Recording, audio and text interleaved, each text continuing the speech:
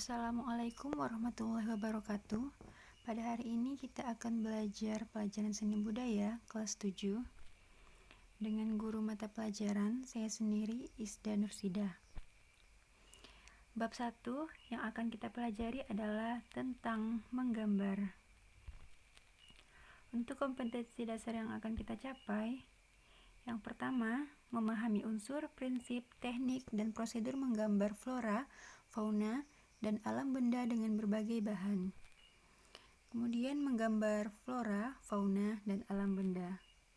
Sedangkan indikator yang akan dicapai, menjelaskan pengertian menggambar, menjelaskan unsur, prinsip, teknik, dan prosedur menggambar, menggambar flora, fauna, dan alam benda. Sebelumnya kita harus tahu dulu apa sih itu menggambar. Nah, menggambar dapat diartikan sebagai kegiatan-kegiatan membentuk imajinasi dengan menggunakan banyak pilihan teknik dan alat yang dituangkan dalam bentuk goresan tangan pada 2 dimensi atau 3 dimensi. Dalam menggambar tidak hanya melibatkan aktivitas fisik saja, tetapi juga mental. Melalui menggambar, seseorang dapat menyampaikan gagasan, ide, serta simbol sebagai salah satu bentuk ekspresi. Menggambar tidak terpaku pada satu macam objek saja, tetapi bisa mengambil dan menyusun objek gambar sesuai dengan imajinasi dan perasaan. Macam-macam objek gambar yang dapat diambil dari alam, seperti yang pertama, objek gambar flora bisa kita dapatkan dari tumbuhan, misalnya bunga.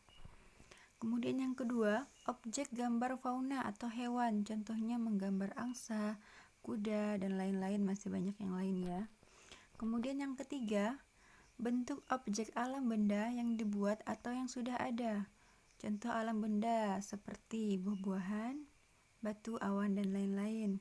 Sedangkan alam benda buatan manusia seperti tas, sepatu, dan lain-lain.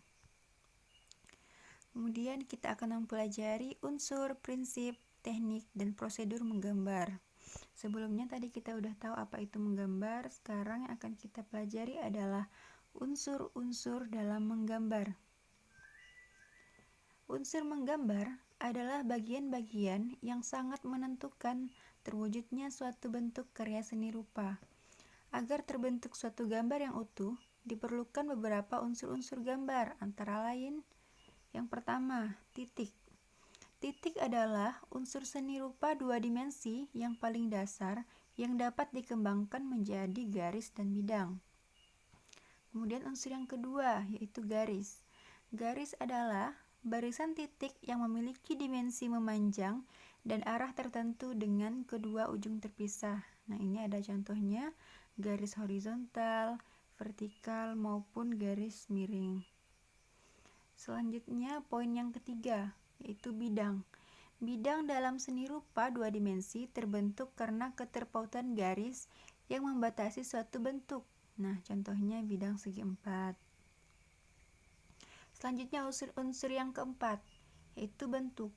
Bentuk dalam seni rupa terbagi menjadi 3 jenis. Nah, ini terbagi lagi nih. Yang pertama, bentuk figuratif atau bentuk yang berasal dari alam. Contoh gambar figuratif dapat terlihat pada gambar manusia, hewan, tumbuhan, dan benda. Nah, ini contohnya dari gambar manusia. Kemudian yang kedua, ada bentuk abstraktif. Nah, bentuk abstraktif ini adalah bentuk figuratif yang diubah sedemikian rupa sehingga beberapa bagian dari bentuk asalnya menghilang.